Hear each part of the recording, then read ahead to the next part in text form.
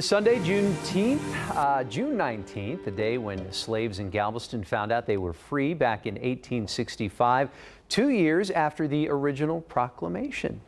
Joining us live from the island this morning, excuse me guys, Lisa and Owen with more on the history of Juneteenth. Hey there. Hey, good to be with you, Andy. Good morning.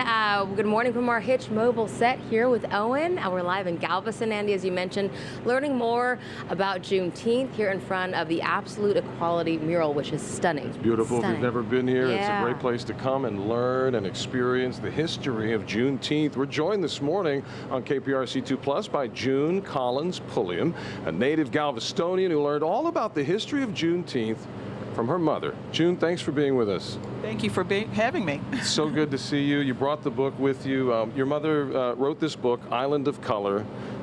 Tell us a little bit about the book and some of what you've learned.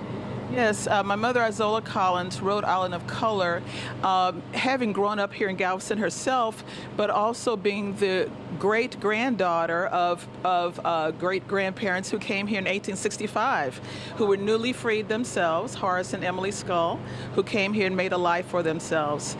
And their son, who was 5 years old when he got here, when he grew up, became a teacher, and also wrote down everything he remembered from growing up here. And actually his picture is on the front of the book. This gentleman who's on the upper left of the book is him as an older man with his family, and that's his daughter on the lower right, my grandmother, the mother of the author of the book, Izola Collins.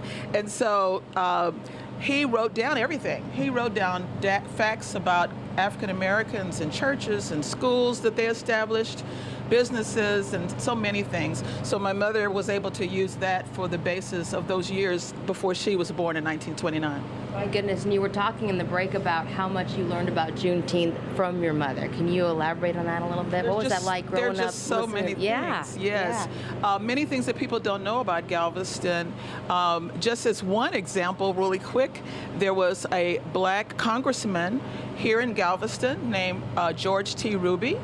And he was the first African-American congressman in Texas from Galveston. He is the person who introduced the bill in the state legislature that incorporated the city of Galveston, a black man, in the 1870s. So there's things like that in her book that people don't know, and it's just very exciting to know about the fact that it is an island of color. Yes. Right.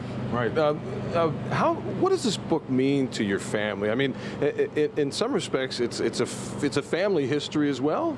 Yes. My family's history is definitely incorporated because my great-grandfather, who I mentioned, came in 1865, built houses for many of the other newly freed persons who came to Galveston. His son went away to college to Wilberforce University. He came back and taught Galveston for 52 years. His daughter, who I pointed out was my grandmother, taught for 52 years. There's many educators in our family. So it does tell much of our family's history, but not just our family. There's so many amazing people who did things in Galveston that people don't know about. Their first in Galveston, people may not know, the first high school for black students is here in Galveston. The first many churches, the first Black Baptist church in the state, the first black Episcopalian and Catholic churches, the first AME church. So all of those things happen here in Galveston, and those are some of the things that my mother details in the book. And speaking of the book, where can folks buy that? And you have some rules for us on where we buy it, because we want to make sure that the proceeds go to support the Collins family. Yes, absolutely. We want to keep this legacy going, and my brother and sister and I are managing my mother's house. There are PayPal links that I may not have provided in advance, but if you go to the website GalvestonHeritageChorale.org, and that's chorale spelled CHORALE.org,